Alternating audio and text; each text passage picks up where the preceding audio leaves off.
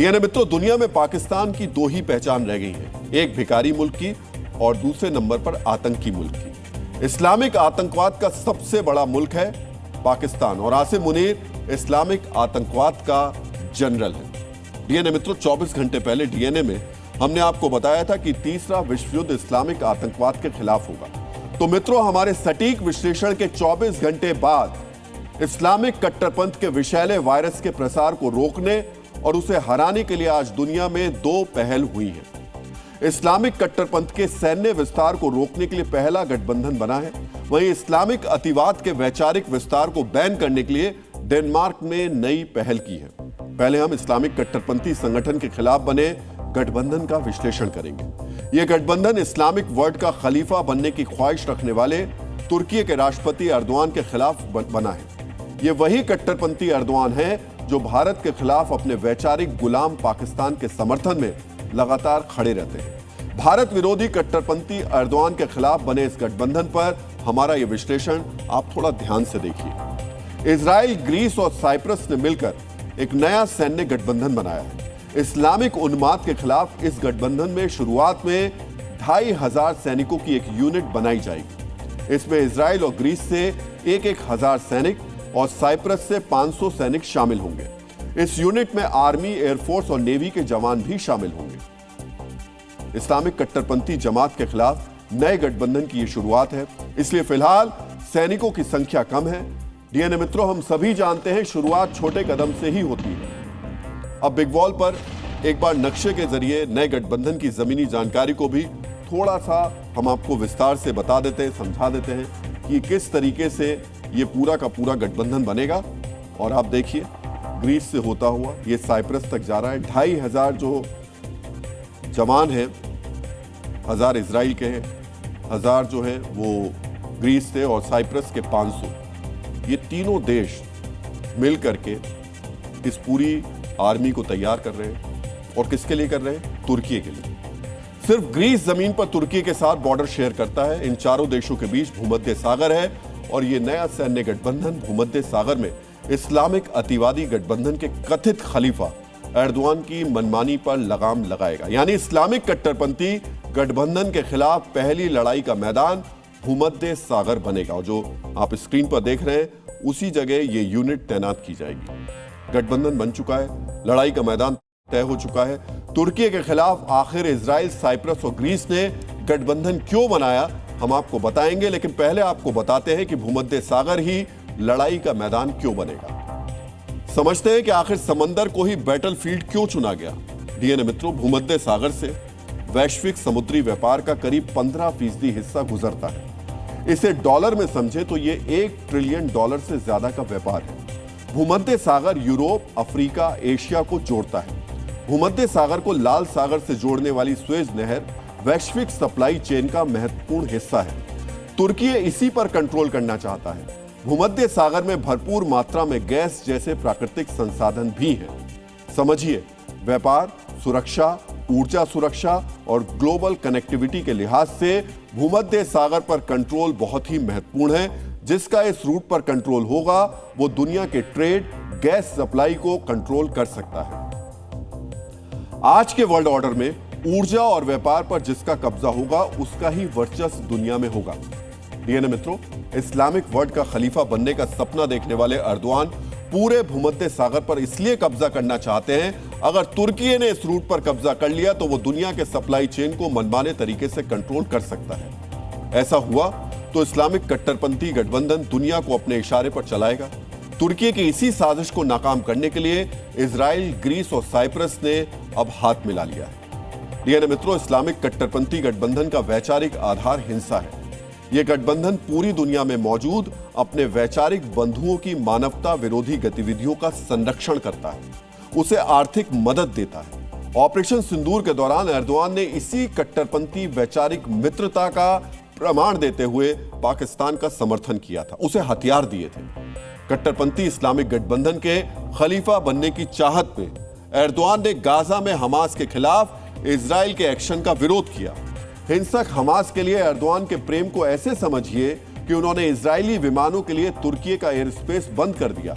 Syria में Islamic आतंकवादियों पर इजराइल की कार्रवाई का भी एर्दोआन विरोध करते हैं। इजराइल सीरिया के कट्टरपंथियों को बड़ा खतरा मानता है, जबकि तुर्की उनकी मदद करता है। इतना ही नहीं, इजराइल के खिलाफ एर्दोआन इस्लामिक कट्टरपंथी गठबंधन के सबसे बड़े फाइनेंसर ईरान की चुपके चुपके मदद भी करते हैं। हड़प नीति और अवैध कब्जा ये इस्लामिक कट्टरपंथियों का प्रमुख एजेंडा रहता है। इसी एजेंडे पर चलते हुए तुर्की ने साइप्रस के उत्तरी हिस्से पर अवैध कब्जा किया हुआ है। पिछले 2 महीने में तुर्की ने करीब 350 बार साइप्रस के एयर स्पेस और समुद्री सीमा का उल्लंघन किया है।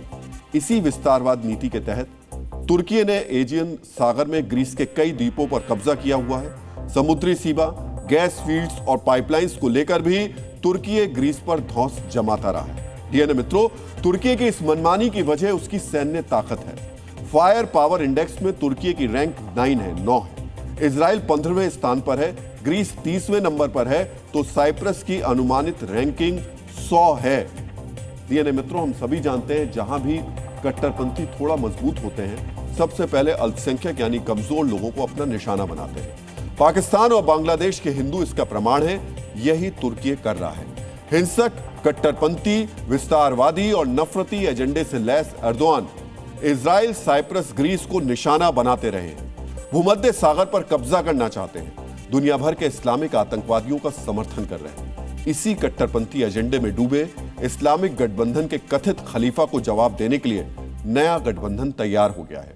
यह गठबंधन अब इस्लामिक कट्टरपंथी गठबंधन के खलीफा को चुनौती देगा, उनके सैन्य विस्तार का प्रतिकार करेगा। डीएनए मित्रों, अब हम इस्लामिक कट्टरपंथी गठबंधन के खिलाफ दूसरे मोर्चे का विश्लेषण करेंगे। ब्रिटिश लेखक लॉर्ड चेस्टरफील्ड ने कहा है कि हमारी ड्रेसिंग स्टाइल हमारे विचारों को बाहर से व्यक्त करती है। इसीलिए कट्टरपंथ के वैचारिक प्रसार को रोकने के लिए डेनमार्क की सरकार ने शिक्षण संस्थानों में ड्रेस के सुधार का फैसला किया है। डेनमार्क में शिक्षण संस्थाओं में जल्द ही नकाब, हिजाब, बुर्का बैन होगा। डेनमार्क की सरकार ने कहा है कि वो जल्द ही शिक्षण संस्थानों में बुर्का, नकाब को बैन करने का प्रस्ताव संसद में लाएगी। प्रस्ताव पास होने के बाद शिक्षण संस्थानों में बुर्का और नकाब पर बैन लगा दिया जाएगा। मित्रों, अगस्त 2018 में ही डेनमार्क ने सार्वजनिक स्थानों पर बुर्का और नकाब जैसे पूरे चेहरे को ढकने वाले इस्लामिक पहनावे पर बैन लगा दिया था। इसके उल्लंघन पर जुर्माने का भी प्रावधान है। मित्रों, प्रसिद्ध लेखक जॉर्ज ऑरवेल ने कहा है कि राजनीति, भाषा और पहनावा तीनों विचारधारा के औजार होते हैं। इसीलिए डेनमार्क की सरकार के फैसले को इस्लामिक कट्टरपंथी उन्माद के वैचारिक प्रसार के खिलाफ बड़ा कदम बताया जा रहा है, क्योंकि बुर्का और हिजाब सिर्फ पहनावा नहीं है, ये कट्टरपंथी विचारधारा का बीज है। अतिवादी इसे धर्म से जोड़ते हैं। लड़कियों को बुर्का, नकाब पहनाकर उन्हें कट्टरपंथ के रंग में रंगा जाता है। यानी मित्रों, डेनमार्क की आबादी में मुस्लिम आबादी करीब 5% है। इनमें से ज्यादातर तुर्की, सीरिया और इराक से आए हैं। डेनमार्क उदारवादी विचारों वाला देश है। कट्टरपंथी कई बार डेनमार्क में ईश निंदा के नाम पर उपद्रव कर चुके हैं। इसीलिए अब डेनमार्क की सरकार कट्टरपंथियों के वैचारिक वायरस वाले संक्रमण को रोकने की कोशिश कर रही है। यानी मित्रों, हम सभी जानते हैं कि आजकल कथित प्रोग्रेसिव, उदारवादी या लिबरल होने का दिखावा करना भी एक फैशन है। इस दिखावे का संक्रमण भी कट्टरपंथ की तरह विश्वव्यापी है।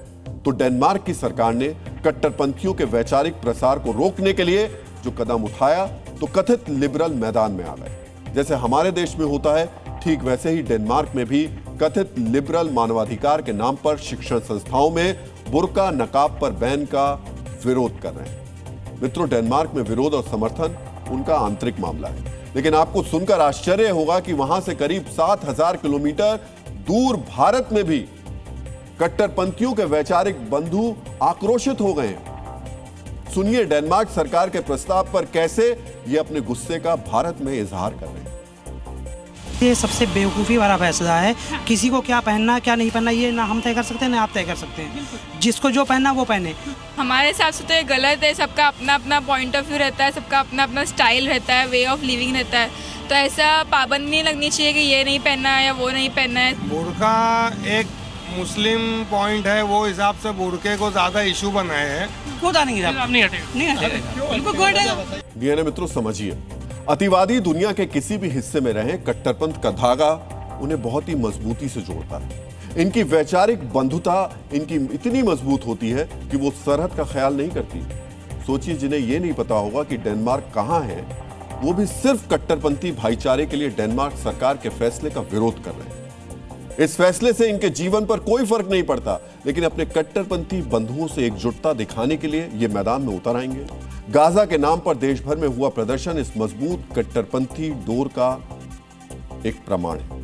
मित्रों, कट्टरपंथी चाहे विरोध करते रहे, लेकिन डेनमार्क से पहले ऑस्ट्रिया की संसद ने 14 साल से कम उम्र की लड़कियों के लिए स्कूलों में हिजाब पर प्रतिबंध लगाने वाला कानून लागू कर दिया है। ये ना मित्रों, France, Belgium, Netherlands, Switzerland, Bulgaria, पुर्तगाल, नॉर्वे में बुर्का नकाब पर बैन लग चुका है।